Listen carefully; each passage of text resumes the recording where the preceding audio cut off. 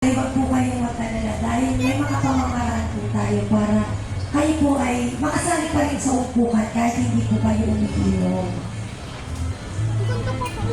Bago po ako simula, mga ma'am, nais ko po muna magpakilala. Ako po si Jan Rick Palo, nagmula po sa sikat ng Jami at Tinapa, ang lungsod ng Lucena. Ang gagawin po natin ngayong araw is magkakaroon po tayo ng maikling upukan o tagayin ritual po. Isang pinakamalaking tradition po dito sa lalawigan ng Quezon kung paano po tayo mag-run ng mga bisita dito po sa lalawigan ng Quezon. Ito po ay ginagawin na natin ng ating pangunahing produkto po dito sa lalawigan ng Quezon, ang lambalog po. Nabuwis buhay po pinakain ng ating mga pagigiting na mga ngarit po sa sikat ng araw hanggang sa paglubog nito. Dito po sa upukan, may mga alintutunin po tayo na dapat sundin at pagkasunduan. Una po ang taas po ng ating tagay. Ang taas po ng ating tagay ay sinusunan po ng ating hindi rin na daliri po. Nagpahiga, hindi po patayo. Dahil nandito po tayo para magkaroon natin po ng kasiyahan at hindi po magkasundan. Ano po? At pangalaw po ng pagkakasunduan, bilang tanggero po, sa akin po magsisimula ang tagay, ako po ang unang iinom, at ako po ang huling iinom.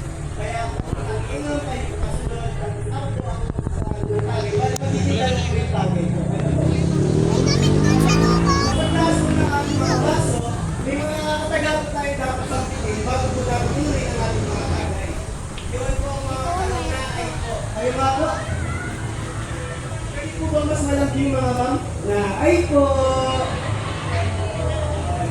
At ako naman po, bilang pangyero nyo, o kami po tayo rin po, ay sasagot po ng pagkabago po.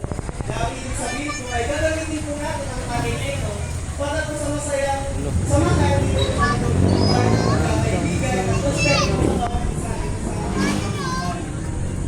Yes po ma'am, magiging souvenir nyo na po dito po kaya.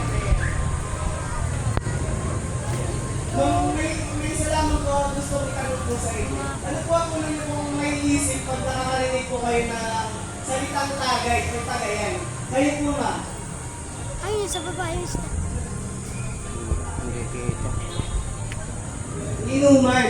Sa ibang probinsya po, ang Sa tagay baba po niya. ay tinatawag po ba? May basura Sa na! Batangas, ano po? Balikan. Ano, may Sa basura mga na siya. kabataan po, at inuman, walwalan, mamas-lomas. Pero dito po sa lalawigan ng Quezon, tinatawag po namin tagayan.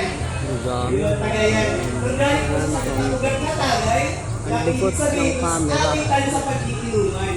Ibig sabihin po, hindi po natin makatawag na tagayan kung wala pong awitan, sayawan, at inuman. Kaya kung ihanda niyo po mamaya ang inyong mga paa, at tayo po ay i-induct sabay sa musika ng ating pansin sa tagay. Ayan. Balik na mga ito mga kanina, ako po ang tanggero, ako po ang magsisimula ng tagay. May tao pa. Dahil ito po ang aking unang tagay, inaalay ko po sa inyo, salamat po sa pag-isa. At sana po mag-enjoy po kayo sa Ikaw Net New God 5.6. Naay po?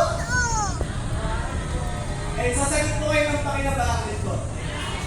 Ayun. Naay po? Bakit po? Eh, ako po muna ang iinom.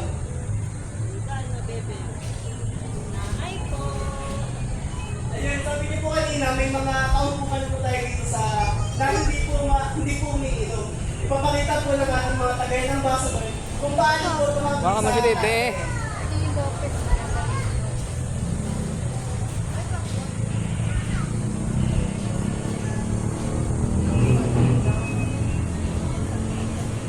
Ito po ay isa lamang po sa pamamaraan kung paano po tumanggi ang isang binibini sa kanya pong tagay.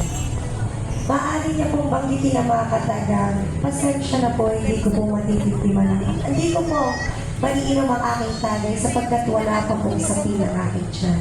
Titintiman ko lamang po. Ano po kaya ang naisip niyo po dun sa salitang titintiman? Titikman. Ayan, ang titintiman po ay ilalapit lamang po ng dalaga ang kanyang labi sa kanyang baso.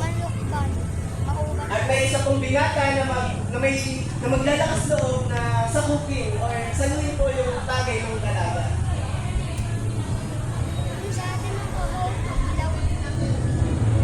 Ayan. At sasabihin po ng binata sa binibini ang mga kataga sa katubig kita. Okay daw. Ah. Tapos, hahanapin po ng binata kung saan dinampi ng dalaga or dinimpiman ng dalaga ang baso. Papa! Bila ako ng... Naay po.